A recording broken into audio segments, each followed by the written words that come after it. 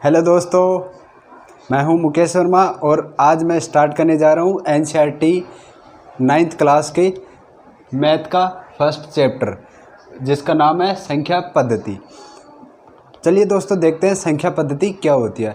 संख्या पद्धति को इंग्लिश में बोलते हैं वैसे तो नंबर सिस्टम, ठीक है। नंबर सिस्टम में संख्या पद्धति में हम बहुत सी चीज़ें देखते हैं। संख्या होती है जैसे पूर्ण संख्या हो गई, प्राकृतिक संख्या हो गई, ठीक है, पूर्णांक संख्या हो गई, वास्तविक संख्या हो गई, परिमेय संख्या हो गई और अपरिमेय संख्या हो गई। ये संख्याएं आती है। तो इन सारी संख्याओं की जो लिखने की जो पद्धति होती है, इनको कैसे लिखा जाता है, ये सारा ही क्या होता है, संख्या पद्धति के अंदर आता है, ठीक है। सारा किसके अंदर आएगा, संख्या पद्धति के अंदर आता है, ठीक है। तो अब इसके बारे में थोड़ा और पढ़ेंगे। अब पढ़ते हैं, हम देखेंगे कि इनकी सीधी सीधी डेफिनेशन देखते हैं। जैसे प्राकृतिक संख्या क्या होती है, पूर्ण संख्या क्या होती है। वैसे आपने छोटी क्लासों में पढ़ा होगा, 5th 6th में, 6th 7th में चलती रहती है प्राकृतिक संख्या, पूर्ण संख्या, पूर्णांक, ठीक है, परिमेय, अपरिमेय, ये छोटी वाली क्लासों में चलती रहती है। लेकिन इनका थोड़ा सा बढ़िया तरीके से इनको यहाँ समझाया जाता है। तो प्राकृतिक संख्या देते हैं। प्राकृतिक संख्या वे संख्याएं जो एक से प्रारंभ होती हैं और अनंत तक चलती हैं। वे संख्याएं जो एक से स्टार्ट होती है और अनंत तक चलती है, उन्हें प्राकृतिक संख्या कहते हैं। जैसे 1 2 3, फिर ये चलती रहेगी, अनंत तक चलती रहती है। तो इनको बोलते हैं प्राकृतिक संख्या, ठीक है, इनको बोलते हैं प्राकृतिक संख्या। इसको इंग्लिश में नेचुरल संख्या बोलते हैं, ठीक है, नेचुरल नंबर। तो नेचुरल नंबर यहाँ से, तो इसका n, तो इसको इंग्लिश में डिनोट किया जाता है इसको n से, कैपिटल N से। अब जितनी प्राकृतिक संख्याओं का जो समूह है रहता है, ठीक है, ग्रुप ऑफ नेचुरल नंबर्स, ठीक है, प्राकृतिक संख्याओं के समूह को, प्राकृतिक संख्या के समूह को किससे लिखेंगे, कैपिटल N से हम डिनोट करेंगे। जैसे अगर ये एक समूह है तो मैं इसको किससे लिखूँगा, कैपिटल N से इसको डिनोट किया जाता है, ठीक है। प्राकृतिक संख्या को किससे डिनोट किया जाएगा, कैपिटल N से, ठीक है। फिर आती है, स्टार्ट होती है और अनंत तक जाती है। वे संख्याएं जो 0 से प्रारंभ होती है और अनंत तक चलती है, उन्हें पूर्ण संख्याएं कहते हैं, उन्हें पूर्ण संख्याएं कहते हैं, ठीक है। जैसे 0 1 2 3 4 और ये अनंत तक। ये जो ऐसा साइन होता है, इसको जैसे हम उल्टा, ये 8 लिखते हैं, इस 8 को उल्टा कर दो, इस 8 को वैसे सुला दो, ठीक है। 8 खड़ा रहता है, 8 ये खड़ा रहता है और इसको ऐसे सुला दूंगा ना, तो ये अनंत का साइन बनता है, अनंत का साइन बनता है, ठीक है। तो इस प्रकार से इन्हें बोलते हैं पूर्ण संख्या। वे संख्या जो 0 से प्रारंभ होती है और अनंत तक चलती है, उन्हें पूर्ण संख्याएं। इसमें देखो 1 2 3 4, अब इसमें केवल 0 ही है, इसमें 0 और ऐड कर दिया जाता है, बाकी क्या हो जाती है, पूरी प्राकृतिक संख्या होती है, ठीक है। तो हम इसकी डेफिनेशन ऐसे भी बोल सकते हैं, पूर्ण संख्याएं होती है। पूर्ण संख्याओं के समूह को हम किससे लिखेंगे, W से लिखते हैं। पूर्ण संख्याओं के समूह को किससे लिखेंगे, कैपिटल W से, कैपिटल W से डिनोट किया जाता है, लिखा जाता है, दर्शाया जाता है, ठीक है, कैपिटल।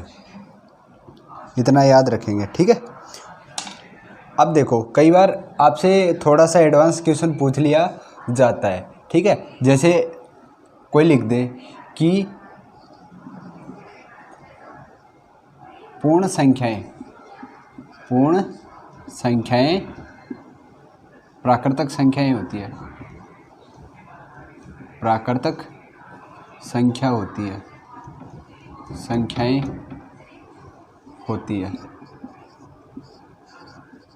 या तो इस तरीके से कथन भी दे सकता है कि आपको सत्य और असत्य बताना है, तो क्या आप इसको बता सकते हो कि पूर्ण संख्याएं प्राकृतिक संख्याएं भी होती है।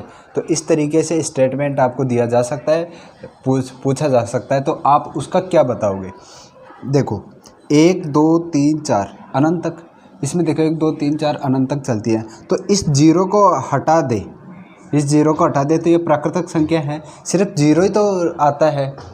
प्राकृतिक संख्या जीरो से स्टार्ट नहीं होती है, वो 1 से स्टार्ट होती है, और जो पूर्ण संख्या होती है वो जीरो से स्टार्ट होती है, बाकी प्राकृतिक संख्या ही इसमें शामिल हो जाती है। ठीक है, तो इसका आंसर आप लिख सकते हो हाँ यस, हाँ यस, सारी पूर्ण संख्याएं प्राकृतिक संख्या भी होती है। लेकिन अगर आपसे ये बोल दिया जाए कि प्राकृतिक संख्याएं क्या पूर्ण संख्याएं होती है, प्राकृतिक संख्या पूर्ण संख्या होती है, तो नहीं, पूर्ण संख्या होती है, तो पूर्ण संख्या नहीं होती है, प्राकृतिक संख्या पूर्ण संख्या नहीं होती है, क्योंकि प्राकृतिक संख्या में जीरो नहीं आता है और इसमें पूर्ण संख्या में जीरो इंक्लूड होता है, जीरो शामिल होता है, और प्राकृतिक संख्या में जीरो शामिल नहीं होता है। ठीक है, तो इतना याद रखेंगे, इसलिए ये 2 क्वेश्चन आपको पूछे जाते हैं, तो इनका ध्यान रखना कि पूर्ण संख्याएं प्राकृतिक संख्या होती है, तो सही है। प्राकृतिक संख्याएं पूर्ण संख्याएं नहीं होती हैं। ठीक है, इतना याद रहेगा।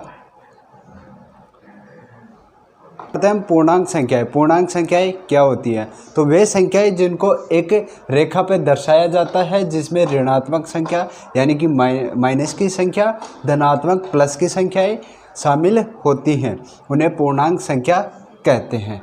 ठीक है, अब देखते हैं, जैसे देखो ये कोई लाइन है,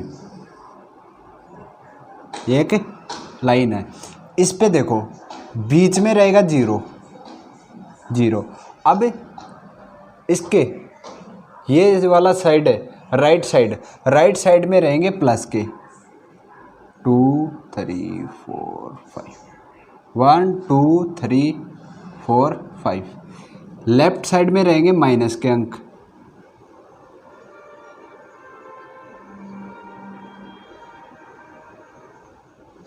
ठीक है, बीच में रहेगा जीरो और राइट साइड में प्लस के और लेफ्ट साइड में माइनस के अंक रहेंगे। तो ये जो अंक रहते हैं इनको बोलते हैं पूर्णांक संख्याएं। वे संख्याएं जिनको एक रेखा पे दर्शाया जाता है, जिसमें धनात्मक और ऋणात्मक संख्याएं दोनों शामिल होती है, उसे पूर्णांक संख्या कहते हैं।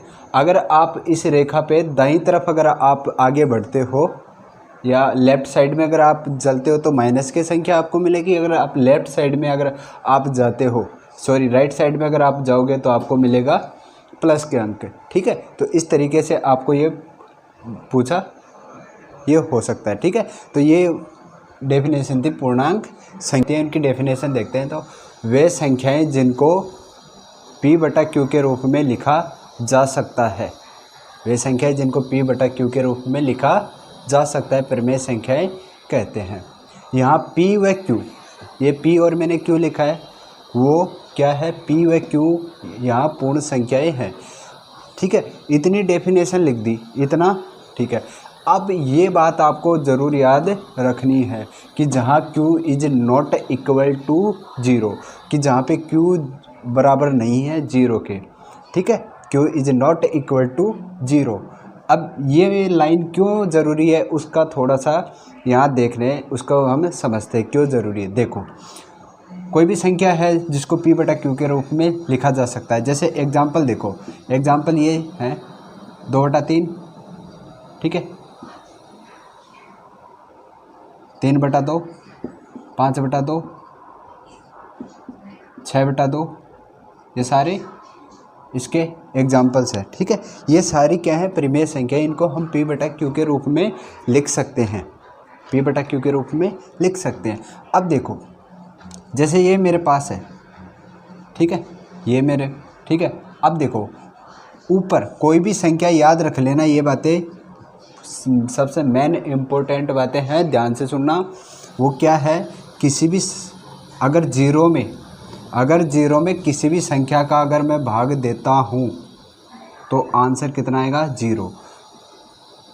क्या आंसर आएगा, 0। तो P की वैल्यू मैंने क्या रख दी, 0। Q की वैल्यू मैंने क्या रख दी, 2। तो आंसर कितना आएगा, 0। जीरो में किसी भी संख्या से अगर भाग करते हैं तो आंसर कितना आता है, 0 आता है। लेकिन अगर मैं q की जगह 0 कर देता हूँ, q की जगह क्या कर देता हूँ, 0 कर देता हूँ, तो अनंत आंसर आता है। क्या आता है, अनंत आंसर आता है। परिमेय संख्या वो होती हैं दूसरी कि जैसे देखो 6/2 है, 6/2 लिखा मैंने, तो इसका एक फिक्स आंसर आएगा।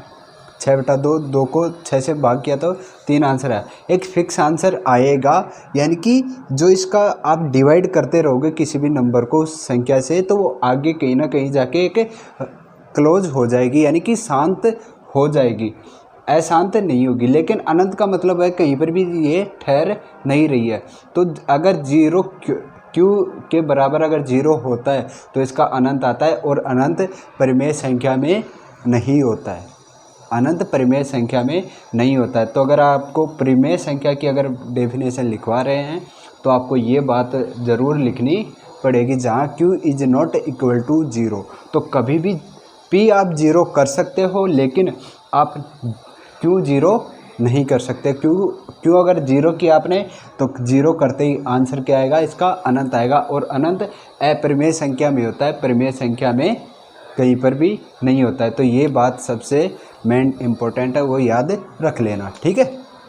ये बात, ये 2 बातें हैं वो आपको याद रखनी है कि q 0 हो सकता, p 0 हो सकता है, q कभी भी 0 नहीं होगा, ठीक है।